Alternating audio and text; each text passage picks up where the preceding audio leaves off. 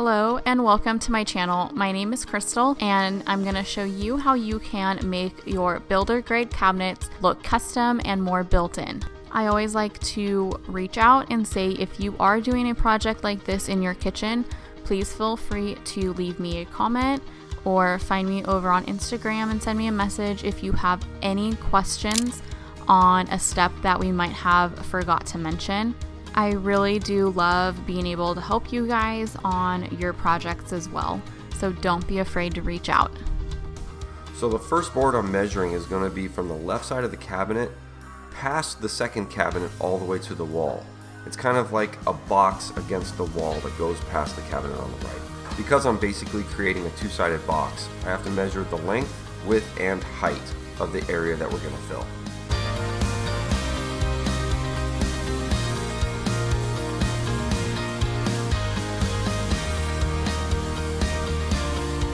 I'm using the Craig rip cut to rip down the piece of plywood to the height I need.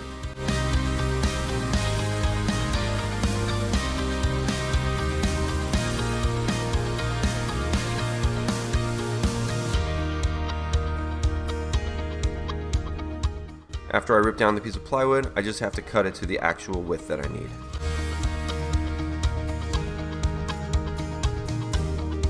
These measurements make sense to me, they may not to you, but this is how I do my work.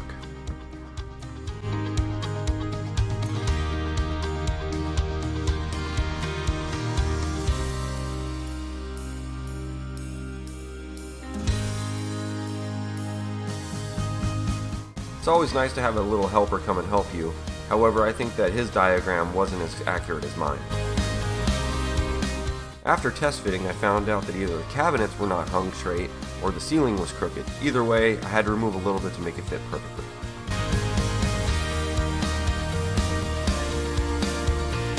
I'm measuring the 1x2 and the 1x3 that we're going to have to cut. I had to use a miter cut on the end to make it fit correctly with the other piece we're making.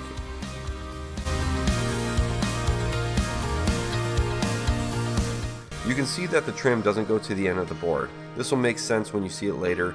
Basically, it fits up against another piece we're making, so it doesn't have to go to the end. There's no screws involved in this project, just using the M18 brad nailer.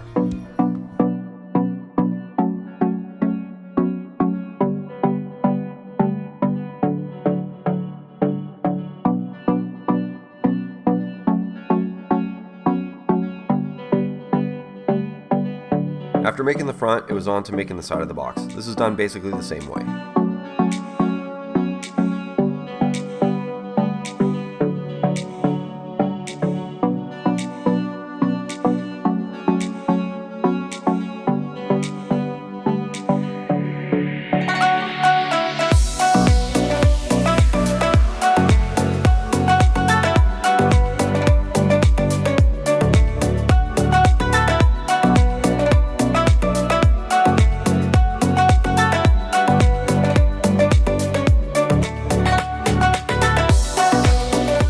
The box was pretty flimsy, so we decided to add supports. A little piece of scrap wood goes a long ways.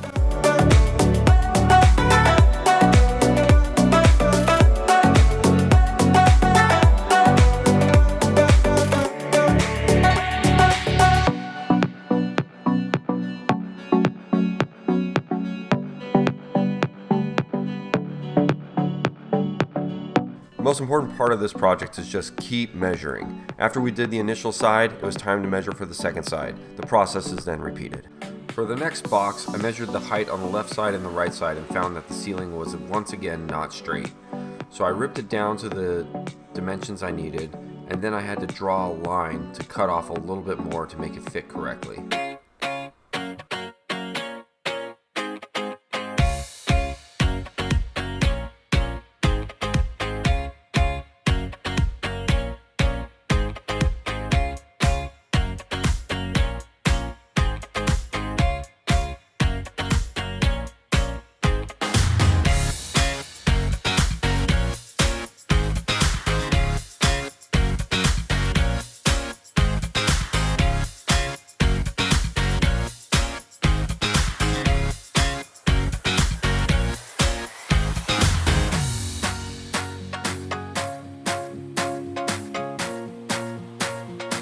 After that, it was a simple cross cut on the table saw for the side and we were all set.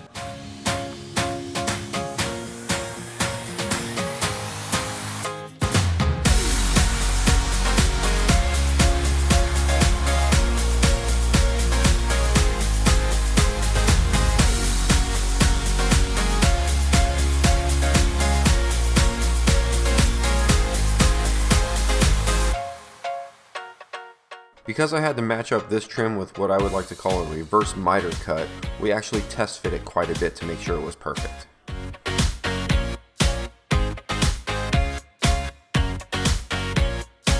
You can see how easy these go together. You can even do it on your kitchen counters. Fitment was a pain on these, but with a little maneuvering, we got it done.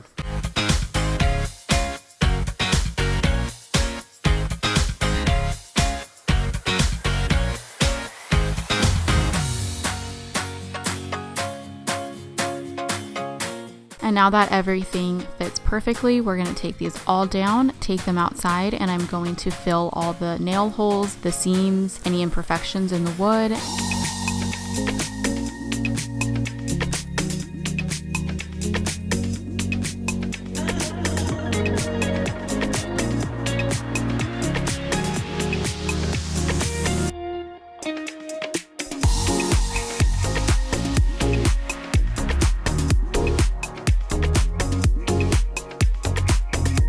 Our original plan was to do all of the sanding and priming outside just to make it easier. Due to the heat, we actually had to bring everything back inside and finish this up installed. Scott was able to sand everything outside before the board started to warp, so just pay attention to the weather in your area. If you are wanting to do some of this outside, just make sure it doesn't get too hot or your boards will warp.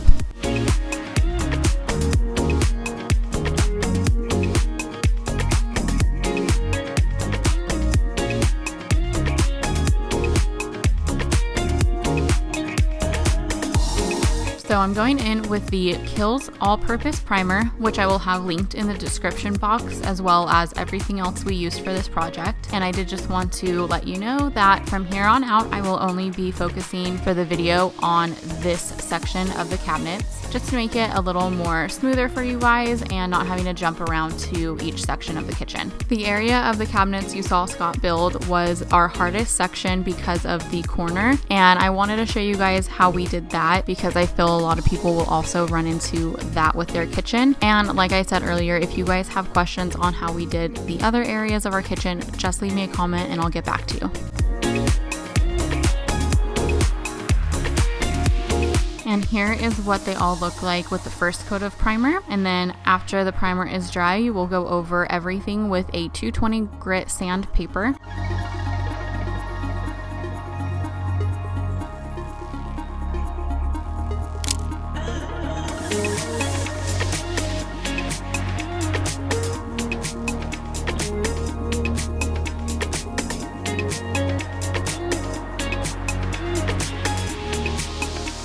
Because these are above cabinets that have no wood grain showing, I did go in with a second coat of primer just so I can get the best coverage when I go in with paint. I highly recommend doing 2 coats of primer on yours too.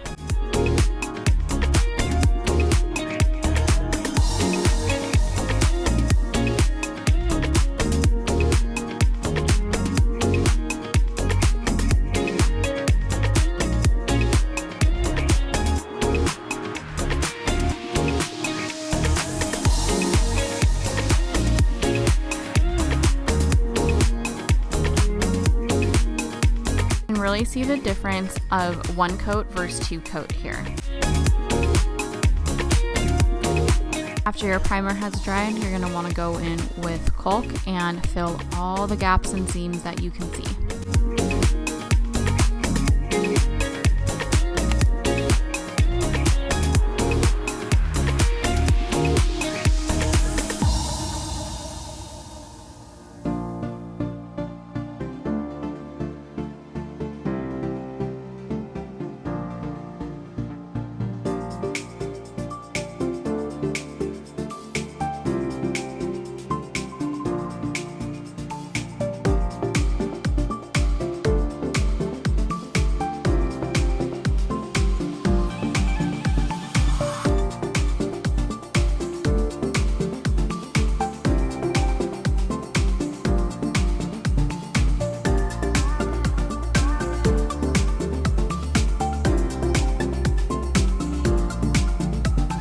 now it is time to paint. I am going in with the Bare Urethane Enamel for cabinets and trim. I'll have it linked below. I can never say it right. We just have the color white. So I'm also getting our cabinets if I see any areas that need a little touch up, but I am using a brush for the corners and little pieces I can't reach with a roller. And then I'm going over it all with a foam roller.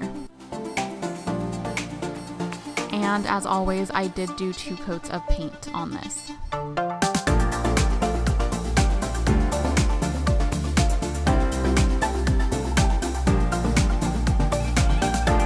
You've probably wondered why I didn't put any tape on the wall. For me, it's just easier to go in and do touch-ups versus taping off, and I still usually have to go in and do touch-ups. So this is just how I prefer to do it. If you want to tape, then you can tape.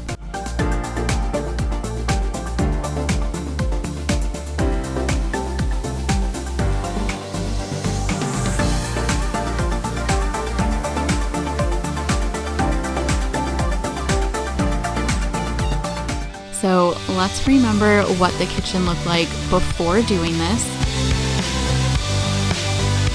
And you can really see it just makes everything look a little more custom, more put together, and a little more thought out than just floating cabinets. If you like this video, I really hope that you'll give it a thumbs up and subscribe, because the next things that we'll be doing in this kitchen are going to be trimming out our doorways, and then we're doing backsplash.